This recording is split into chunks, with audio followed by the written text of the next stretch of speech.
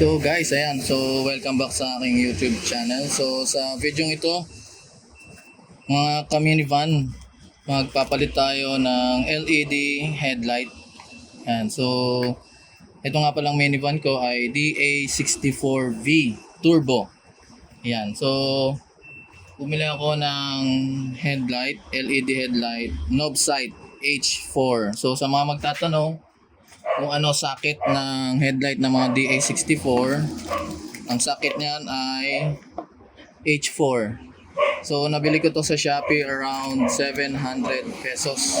Dalawang piraso na yan mga ka-minivan. So yung isa kasi hindi ko pa nakakabit, yung isa nakabit ko na sa kabila. So same lang naman yung process ng pagkabit.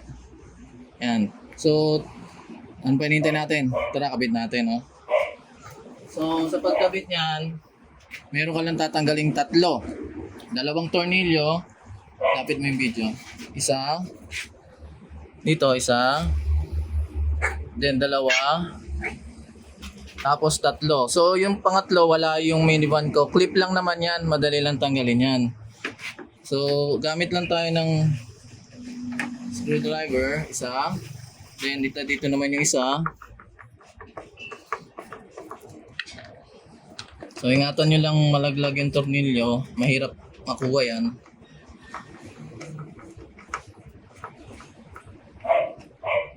So pag natanggal nyo na yung dalawa, again sa ibang minivan merong pangatlong clip. Pero yung akin wala na, ewan ko kung bakit wala yan. Pero madali naman yun. Then susunod natin, hahatakin natin dito. Kasi may lock sa loob yan. Lock lang naman.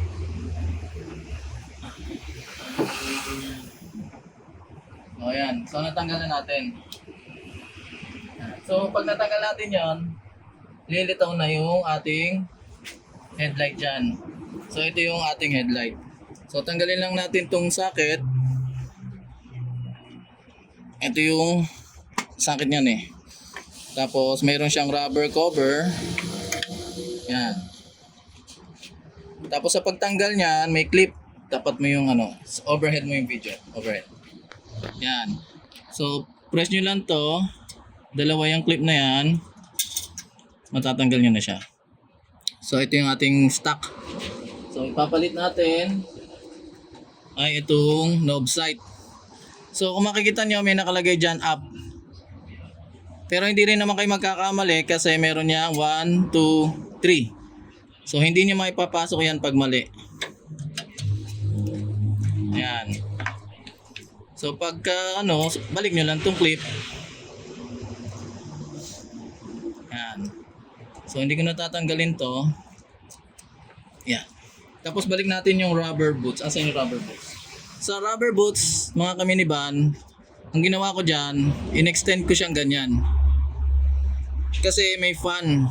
So pag hindi mo in-extend dyan, tatama dun sa fan. At para yung init, lumabas pa rin dyan. Tapos yung wire, di ko na pinakailaman yan. So kapit lang natin to.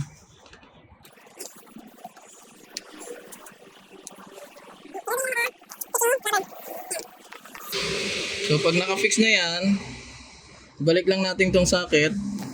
Ito hindi rin kayo magkakamali kasi wala namang baliktad dyan.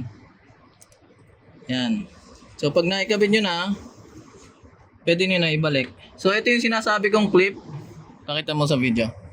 Ayan. Ito yung clip na sinasabi ko na hahatakin nyo sa yan. So dito siya papasok. Yan. Then sa pagbalik, itutulak lang natin siya.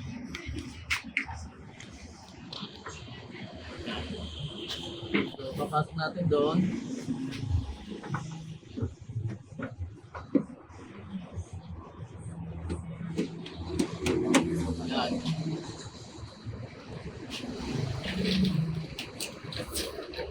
Then balik lang natin yung dalawang tornilyo. So ganyan lang kadali magpalit ng ating headlight dito sa ating minivan. So hanggang dyan na lang. So kung may natutunan ka, don't forget to click the subscribe button. Malay nyo, sa mga susunod na video, meron pa tayong another Tutorial.